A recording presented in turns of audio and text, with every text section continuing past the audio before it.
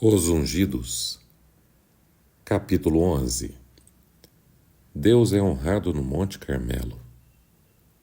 Na presença de Acabe, Elias ordenou: agora convoque todo o povo de Israel para encontrar-se comigo no Monte Carmelo, e traga os 450 profetas de Baal e os 400 profetas de Ázera, que comem à mesa de Jezabel. 1 Reis 18, verso 19. Acabe obedeceu como se o profeta fosse o rei e ele o súdito, e enviou mensageiros velozes para intimar o povo. Em cada cidade e vila, o povo se preparou para se reunir no dia e hora marcados. Ao se dirigirem para o local, um medo estranho incomodava o coração de muitos. Por que tinham sido intimados a se reunir no Carmelo? Será que uma nova calamidade estava para cair sobre eles? O Monte Carmelo tinha sido um lugar muito bonito, com riachos alimentados por fontes que nunca se secavam e colinas férteis cobertas de flores e belos bosques. A beleza do lugar, porém, praticamente desapareceu sob a maldição. Os altares construídos para a adoração de Baal e Astarote agora estavam entre os bosques de árvores secas. No topo de um dos pontos mais altos do monte estava o altar de Jeová em péssimas condições. O topo do Monte Carmelo podia ser visto de muitos lugares do reino. Na planície, ao pé do monte, havia lugares privilegiados em que se podia ver quase tudo o que acontecia no topo. Elias escolheu esse local por ser o ponto mais visível para Deus manifestar o seu poder e defender a honra de seu nome. Bem cedo no dia marcado, o povo de Israel se reuniu próximo ao topo do monte. Os profetas de Jezabel marcharam para o monte numa formação imponente. Com toda a pompa real, o rei liderava os sacerdotes, e o povo idólatra o recepcionou com grande entusiasmo. Os sacerdotes, porém, não se esqueceram de que, pela palavra do profeta, a terra de Israel tinha ficado sem orvalho e chuva por 3 anos e meio. Pressentiam que alguma crise terrível estava para acontecer. Os deuses em quem tanto confiavam não tinham sido capazes de provar que Elias era um falso profeta. Os ídolos a quem adoravam tinham tratado com estranha indiferença as súplicas desesperadas, as orações, as cerimônias repulsivas e os sacrifícios caros que eles ofereciam constantemente. Perante o rei Acabe e os falsos profetas, e rodeado pelo povo de Israel, encontrava-se Elias, o único ali presente para defender a honra de Jeová. Elias estava aparentemente sem qualquer defesa diante do rei, dos profetas de Baal, dos soldados e de milhares de pessoas ali reunidas. No entanto, ao seu redor estavam anjos magníficos em poder. Sem qualquer sombra de timidez ou medo, o profeta estava totalmente ciente de sua missão para executar a ordem divina. Com grande expectativa, o povo esperava para ouvi-lo falar. Olhando primeiramente para o altar destruído de Jeová e depois para a multidão, Elias bradou em tom tão alto e claro como o som de uma trombeta: até quando vocês vão oscilar entre 2 opiniões? Se o Senhor é Deus, sigam-no. Mas se Baal é Deus, sigam-no. Verso 21. Faltou coragem ao povo. O povo não respondeu uma só palavra. Ninguém naquela vasta multidão teve coragem de manifestar lealdade a Jeová. O engano e a cegueira tinham se espalhado por Israel, não de uma só vez, mas pouco a pouco. Cada vez que o povo deixava de fazer o que era certo, cada vez que se recusava a se arrepender, ele aumentava sua culpa e se afastava mais e mais do céu. E naquele momento, mesmo em meio à crise, o povo ainda se recusava a se colocar do lado de Deus. O Senhor abomina a atitude indiferente no momento de crise. Todo o universo observa com interesse indescritível as cenas finais do grande conflito entre o bem e o mal. O que pode existir de mais importante para o povo de Deus do que a sua lealdade ao Deus do céu? Em todos os séculos, Deus contou com heróis morais, e hoje não é diferente. Eles são como José, Elias, Daniel, que não se envergonham de se identificar como seu povo. Deus tem bênçãos especiais para as pessoas de ação, aquelas que não se desviam do dever, mas que perguntam: quem é pelo Senhor? Êxodo 32, verso 26. Pessoas que exigem que os que escolhem fazer parte do povo de Deus avancem e sejam obedientes ao Rei dos Reis. Essas pessoas submetem a sua vontade à lei de Deus. Amam mais a Deus do que a própria vida. Fidelidade a Deus é o seu lema. Diante da indecisão de Israel no Monte Carmelo, a voz de Elias quebrou outra vez o silêncio. Eu sou o único que restou dos profetas do Senhor, mas Baal tem 450 profetas. Tragam 2 novilhos, escolham eles um, cortem-no em pedaços e o ponham sobre a lenha, mas não acendam fogo. Eu prepararei o outro novilho e colocarei sobre a lenha, e também não acenderei fogo nela. Então vocês invocarão o nome do seu Deus, e eu invocarei o nome do Senhor. O Deus que responder por meio do fogo, esse é Deus. Versos 22 e 24. A proposta de Elias foi tão coerente que o povo concordou, dizendo: o que você disse é bom. Os profetas de Baal não ousaram discordar. Elias ordenou: escolham um dos novilhos e preparem-no primeiro, visto que vocês são tantos. Verso 24 e 25. O coração culpado dos falsos profetas se encheu de temor, mas mesmo assim eles prepararam o altar e colocaram sobre ele a lenha e o sacrifício. Em seguida, deram início aos rituais pagãos. Os gritos estridentes ecoavam pelas florestas e colinas. Ó Baal, responde-nos! Verso 26. Com saltos, contorções e gritos, os falsos sacerdotes arrancavam os cabelos, cortavam-se e suplicavam a ajuda de seu Deus. Passou-se a manhã, já era quase meio-dia, e não havia qualquer sinal de resposta para aquelas orações desesperadas. O sacrifício ainda não tinha sido queimado. Enquanto dava continuidade àquele culto insano, os astutos sacerdotes insistiam em encontrar um jeito de acender fogo sobre o altar. Mas Elias vigiava cada movimento que faziam, e os sacerdotes, esperando uma oportunidade para trapacear, continuavam a praticar seus rituais absurdos.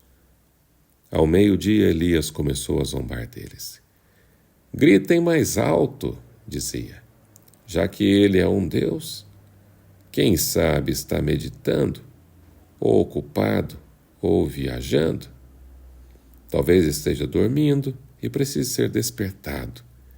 Então passaram a gritar ainda mais alto e a ferir-se com espadas e lanças de acordo com o costume deles, até sangrarem. Mas não houve resposta alguma. Ninguém respondeu, ninguém deu atenção. Verso 27 e 29. Satanás teria ficado muito contente em socorrer os que trabalhavam para ele com tanta dedicação. Com muito prazer teria enviado fogo para queimar o sacrifício. Mas Jeová limitou a ação de Satanás e ele não pôde lançar sobre o altar de Baal uma única faísca. Por fim, roucos de tanto gritar, os sacerdotes entraram em total desespero. Enlouquecidos, começaram a acrescentar às suas súplicas terríveis maldições de seu Deus Sol. Elias continuava observando tudo com muita atenção. Sabia que se os sacerdotes conseguissem trapacear e lançar fogo sobre o altar, ele seria feito em pedaços num piscar de olhos. Os profetas de Baal desistem. Ao fim da tarde, Os profetas de Baal estavam cansados, abatidos e confusos. Um sugeria uma coisa, o outro dizia outra coisa, até que finalmente, em desespero, desistiram. Durante o dia inteiro, o povo testemunhou os saltos selvagens dos sacerdotes ao redor do altar, como se pudessem agarrar os raios do sol para realizar o que tanto desejavam. Ficaram horrorizados ao vê-los se cortando e tiveram a oportunidade de refletir sobre a loucura da adoração de ídolos. Muitos já estavam fartos daquelas exibições demoníacas e aguardavam com grande interesse para ver o que Elias faria. Estava na hora do sacrifício da tarde, e Elias convidou o povo. Aproximem-se de mim, verso 30. Ele foi para perto do altar destruído, que no passado já tinha sido usado por Israel para adorar ao Deus do céu, e o reconstruiu. Para Elias, aquele montão de ruínas era mais precioso que todos os belos altares do paganismo. Escolhendo 12 pedras, uma para cada tribo dos descendentes de Jacó, construiu um altar em honra ao nome do Senhor, versos 31 e 32. Decepcionados e exaustos, os sacerdotes de Baal esperavam para ver o que Elias iria fazer. Eles ficaram com muito ódio do profeta, porque ele propôs uma prova que expôs as fraquezas de seus deuses. Por outro lado, estavam com muito medo de seu poder. Quase sem conseguir respirar direito de tanta ansiedade, o povo observava tudo.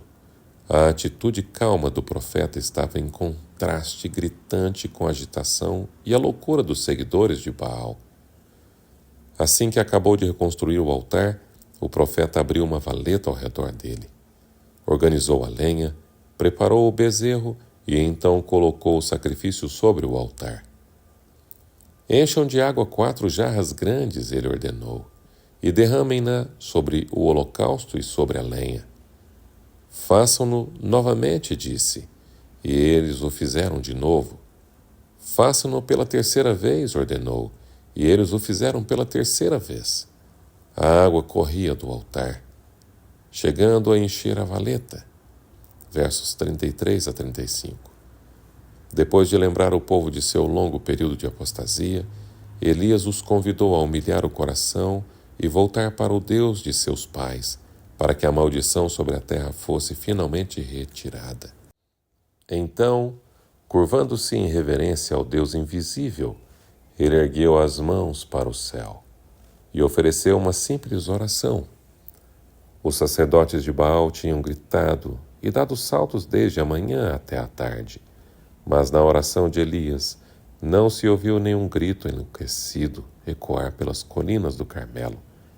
Ele orou com simplicidade e fervor, pedindo que Deus mostrasse sua superioridade sobre Baal, para que Israel pudesse ser conduzido de volta a ele. Ó Senhor, Deus de Abraão, de Isaque e de Israel, que hoje fique conhecido que Tu és Deus em Israel e que sou o Teu servo e que fiz todas estas coisas por ordem Tua. Responde-me, ó Senhor, responde-me, para que este povo saiba que Tu, ó Senhor, és Deus e que fazes o coração deles voltar para Ti. Versos 36 a 37. Houve profundo e solene silêncio. Os sacerdotes de Baal tremiam de terror, cientes de sua culpa. A resposta à oração de Elias. Elias mal terminou a oração e chamas de fogo, como relâmpagos brilhantes, desceram do céu sobre o altar, devorando o sacrifício, lambendo a água da valeta e consumindo até mesmo as pedras do altar. O brilho das chamas iluminou o monte e ofuscou os olhos da multidão. Nos vales abaixo, onde muitos estavam observando, pôde-se ver com clareza o fogo descer do céu e todos ficaram maravilhados com o espetáculo. As pessoas que estavam no monte caíram por terra. Não ousariam continuar olhando para o céu a enviar fogo.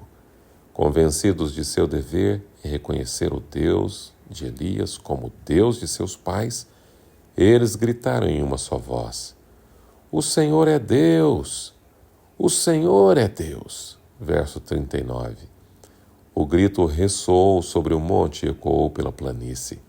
Finalmente Israel despertou, foi designado e se arrependeu. O caráter do culto a Baal foi totalmente revelado ao ser comparado com o culto racional que o verdadeiro Deus requer. O povo reconheceu a justiça e a misericórdia de Deus em impedir que o orvalho e a chuva caíssem até que decidissem ser totalmente fiéis a Ele. Os sacerdotes de Baal não se arrependem. Mesmo com a derrota e na presença da glória divina, os sacerdotes de Baal se recusaram a se arrepender. Eles preferiam continuar sendo profetas de Baal. Com isso, mostraram estar prontos para a destruição. Para proteger o arrependido, Israel, daqueles que lhe ensinaram a adoração a Baal, o Senhor ordenou que Elias destruísse os falsos profetas. O povo ali sentia por eles muita raiva, e quando Elias ordenou, prendam os profetas de Baal, não deixe nenhum escapar. Verso 40. Estavam prontos para obedecer.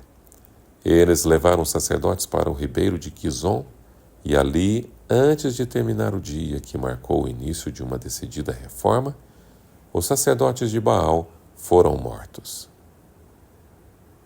Este capítulo se baseia em 1 Reis 18, 19 a 40. O fim do capítulo 11.